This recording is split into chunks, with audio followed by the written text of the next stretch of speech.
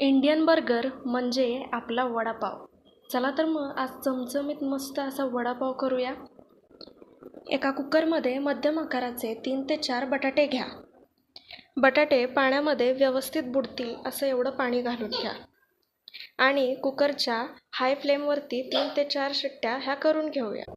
एका भांड्यामध्ये मोठे 7 ते 8 चमचे बेसन पीठ घेऊया आणि त्या बेसन पिठामध्ये चिमूटभर असा ओवा बारीक चुरा करून हाताने घालूया.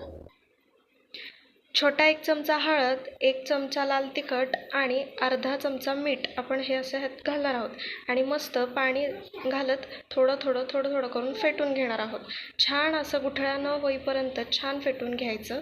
मस्त हे बॅटर असं पातळ सरसरीत करून घ्यायचं. एका मिक्सरच्या भांड्यामध्ये 7 ते 8 मिरच्या, 4 ते 5 लसणाचे पाकळं आणि 2 ते 3 आल्याचे तुकडे हे असे घेणार आहोत. हे वाटण थोडंसं जाडसरच वाटून घेऊया. आता कुकरच्या 3 ते 4 शिट्ट्या झालेल्या आहेत आणि बटाटेसुद्धा मस्त शिजलेले आहेत.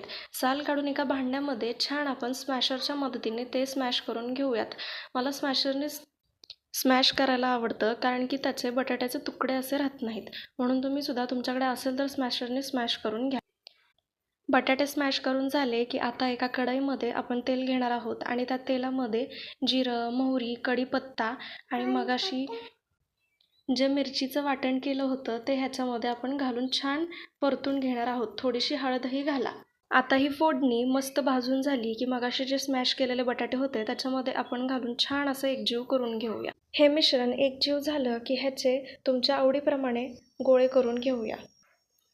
ह्या मिश्रणाचे छान असे सगळे गोळे तयार करून झाले की आपण मगाशी जे बेसन पिठाचं जे मिक्सचर केलं होतं त्याच्यामध्ये मस्त डिप करून आपण एका कढईमध्ये तेल घेऊन हे सगळे गोळे छान असे फ्राय करून घेऊया. मस्त असे वडे गोल्डन ब्राऊन होईपर्यंत मोठ्या आचेवरती छान फ्राय करूया. फ्राय झाल्यानंतर एका प्लेटमध्ये छान असे काढून घेऊया. वडे भाजायला थोडासा वेळ लागतो त्याच्यामुळे गडबडही करू नका. मोठ्या आचेवरती मस्त असे गोल्डन ब्राऊन होईपर्यंत वडे भाजून घ्या आणि वडे एकदा तयार झाले की तयार आहे आपला बटाटा वडा.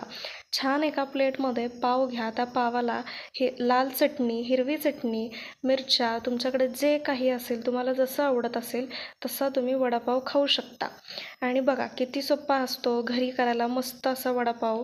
मग तुम्हीसुद्धा आता इथून पुढे घरीच करून खात जावा. आणि आज बघा व्हॉइस ओव्हर करायला माझ्या पिल्लूनेसुद्धा मला थोडी मदत केलेली आहे. त्याच्यामुळे तिला थोडंसं इग्नोर करून तुम्हाला वडापाव कसा वाटला हे मला कॉमेंटमध्ये नक्की सांगा. माझी ही व्हिडिओ आवडली असेल तर नक्की लाईक करा. माझ्या चॅनलला सबस्क्राईब करायला अजिबात विसरू नका.